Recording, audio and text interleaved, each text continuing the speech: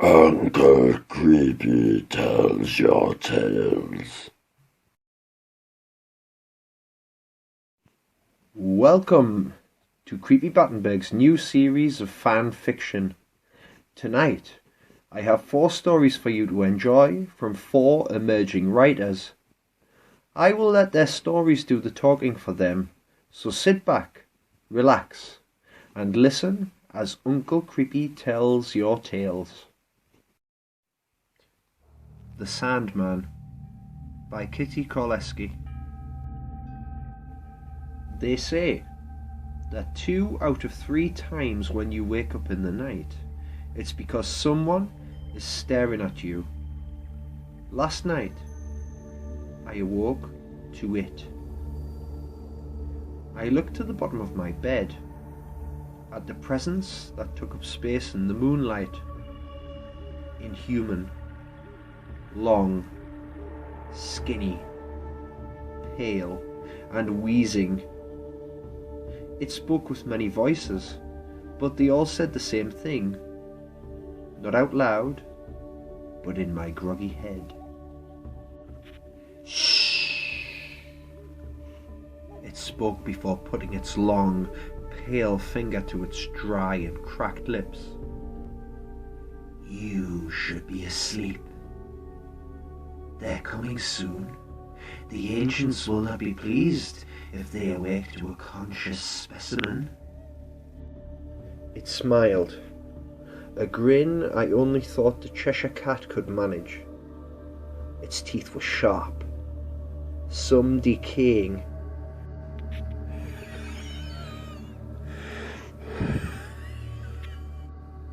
Its wheezing became worse as it extended a claw to me. Before I could say a word, or even move, a heavy darkness fell over me, and it is the last thing I can remember. I jolted awake in the morning, with the cold sweat on my body. A nightmare, I spoke to myself before shifting my eyes to my wide-open window. I got up, hesitating to investigate, but the only thing I found was a thin trail of sand leading from outside to my bed. Clowns by Charlie Waters. Artwork by Kitty Koleski. When I was younger, I used to love the circus and carnivals, but most of all, clowns. I used to love them until I found out the truth. First off, there's people who are afraid of clowns. Then there's those who adore them. But what if clowns are not just people in costumes? What if they are not humans at all and just mimic us? What if they are something far more sinister, causing our fears to come true? Well, I'm here to tell you, clowns are not always what they seem. It all started when my mother took me to the circus one day. How I used to love it all, the exotic animals, the smell of carnival food, and the fantastic tricks of the trapeze artists. Then there's the lion tamers, the jugglers and the fire eaters, and last but not least there was the clowns. How I adored them. They made me laugh so hard I would cry. But it all changed on that fateful day. But I get ahead of myself. It was all so normal. Everyone was enjoying the show, including me. The thing I loved about clowns was the simple humour, simple jokes, the squirting flowers, a custard pie or two in the face. And one of my most favourite acts was how all of them fit in that small car and the doors would fall off. As I sat in the crowd of people enjoying the show, that's when I saw it. Something different about clowns. Not funny different, but in a more sinister way. You may think that it was all just a trick of the light, or that I had just consumed too much cotton candy. But I swear to God, this was no illusion. For just a second, the grinning face disfigured into something I could only describe as a monster. But in an instant, that look was gone. I don't know if anyone else saw it, or if it was only me. Everyone seemed to be enjoying the show. Oh, how I wish I was making this up. The next thing sent a chill straight down my spine. Another clown came right up to the audience and started to tell jokes. That's when I noticed his eyes. They turned emerald green. I was sure they were blue just a moment before. Maybe he had special contacts in. When he looked at me, he smiled. A big, toothy grin. I swear his teeth were not human teeth. They were row upon row of sharp, pointed teeth. I thought they might have been fake, but as he got near to me, I could see yellow plaque on them. He handed me a balloon animal, and my blood ran cold. His costume rolled back to reveal his skin. Not human skin, but clammy and scaly. Similar to a reptile. I told myself it was part of the act. It had to be. It can't be real. Then, as quickly as it started, the show came to an end. Everyone started to leave. People were eager to beat the traffic. The crowd got less and less as they hustled out the door, and eventually I was the only one left. I started to leave because I knew my mother would be waiting in the parking lot. And as I was walking through the door, I heard a whimpering noise. I thought it might have been animals, so I ignored the sound and headed out. My mother, as I thought, was waiting in the car. We were driving away when I saw one of the clowns carrying something over his shoulder. It was a black bag with something in it. He saw me looking. How did he know I was looking? That's when I knew what I saw earlier was no trick of the light. 2 emerald eyes shone at me as he grinned, sharp, jagged teeth in a shark-like smile. His expression was demonic. The thought of that face taunted me all the way home. I never spoke another word of what I saw until the next day when we got the newspaper. There, on the front page, 2 kids had went missing. Another side report said how the circus had just got up and left. They must have just packed up in the night and gone. They were meant to be there another 2 days. Well, it's now been a few years since then, and the circus has never came back. Well, not that one at least. No one seems to know what happened to them either. Who knows? All I know is that they never found the children either. Since then, I have never been to another circus, and I never will again. My Deadly Sin by Joanna Clampett. Artwork by Megan Creech. I've never been one for self-control. As a little boy, I would sneak into the snack cupboard to the point where my mother needed to put a lock on it. I would drink litres of soda every day, but my weakness was always Oreos. I could eat 2 family packs in one sitting, washed down with a quart of milk, and then still look for more. Although I was never one to try new things, when I saw the pumpkin spice flavour of Oreos sitting on the shelf, they called to me. I had to have them. I went about the usual routine. I poured my milk into the extra large glass, opened a pack of Oreos, and hunkered down. I took the Oreo out, placed it on my fork, and dipped it into the milk until all the bubbles stopped. I popped it in my mouth and prepared the next victim. I felt the cookie mush as I chewed, and the slurry coated my tongue. Immediately, my mouth watered for more. It was the best cookie I had ever tasted. Gotta need some more of these bad boys, I thought to myself. I swallowed the melted cookie, and as soon as it hit my stomach, its empty place in the box of cookies was filled with another one. "Ha ha!" I said. I was so delighted that I couldn't process how wrong that was. I should have known better. But endless cookies? Way to go, buddy! As soon as the next cookie stopped screaming in the milk, I ate it and popped a new one on the fork. Again, once the cookie hit my stomach, a new one replenished in its place.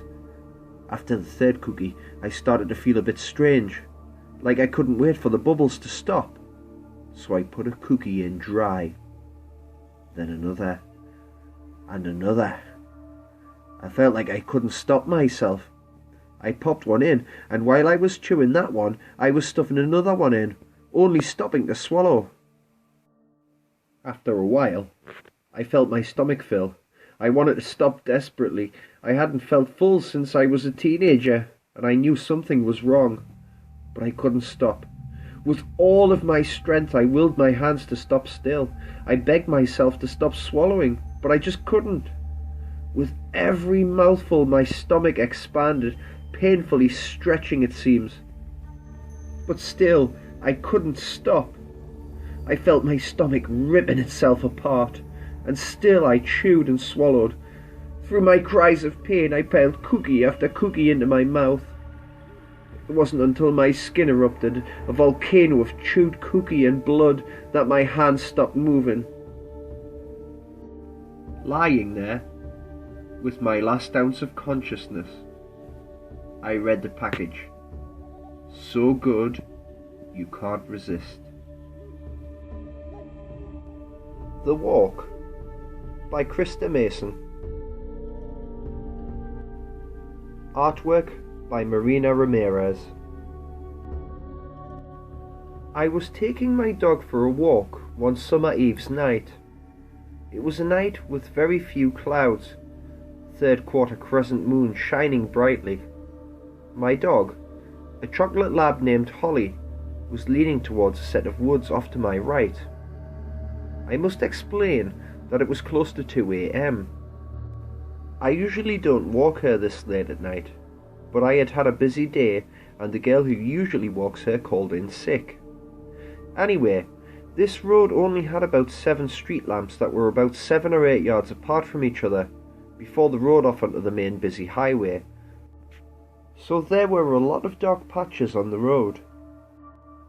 Holly is leaning towards the trees, and I'm thinking that she needs to relieve herself.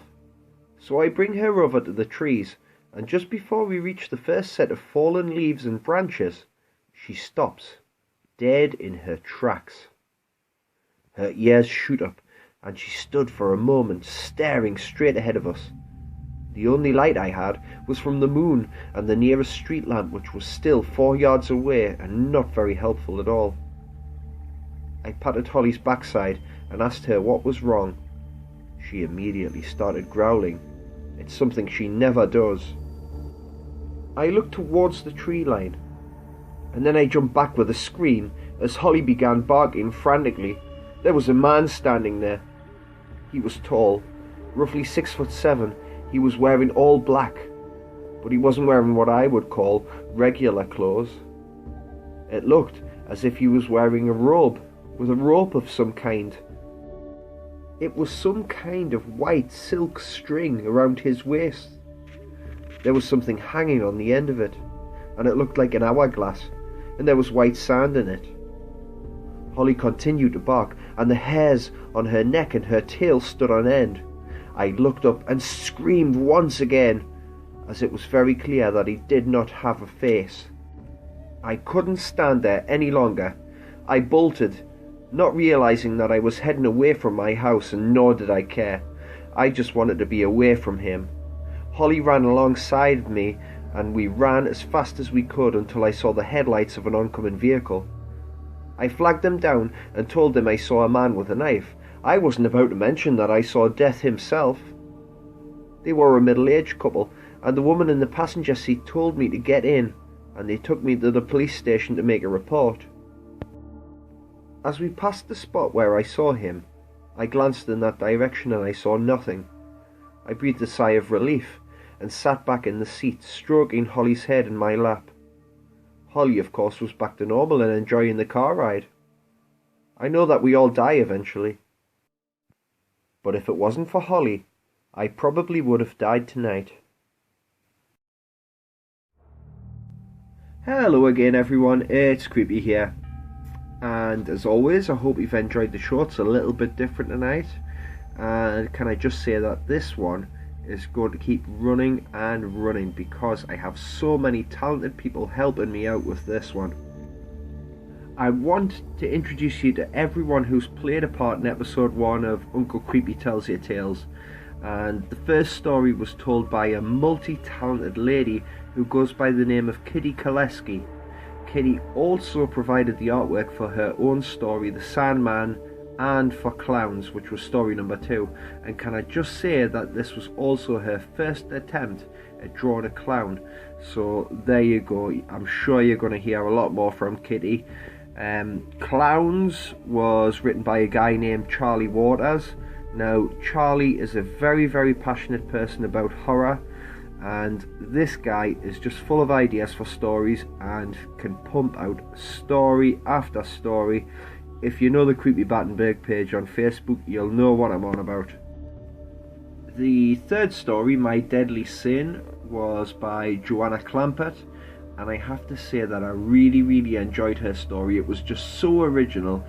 And is it actually wrong that it made me hungry? I mean, pumpkin spiced Oreos, they really, really sound very, very delicious. So thank you very much for that one, Joanna.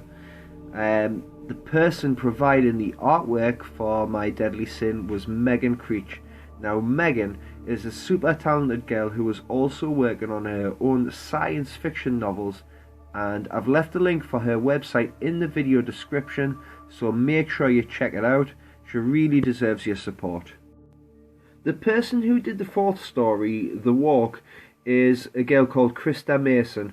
Now, Krista is a very instinctive writer, and when you speak to her, you know just how much she enjoys writing stories, and I expect that she's going to be keeping me very busy with her stories for a very, very long time. And last, but certainly not least, is Marina Ramirez, who is a very talented artist, and she did the artwork for The Walk.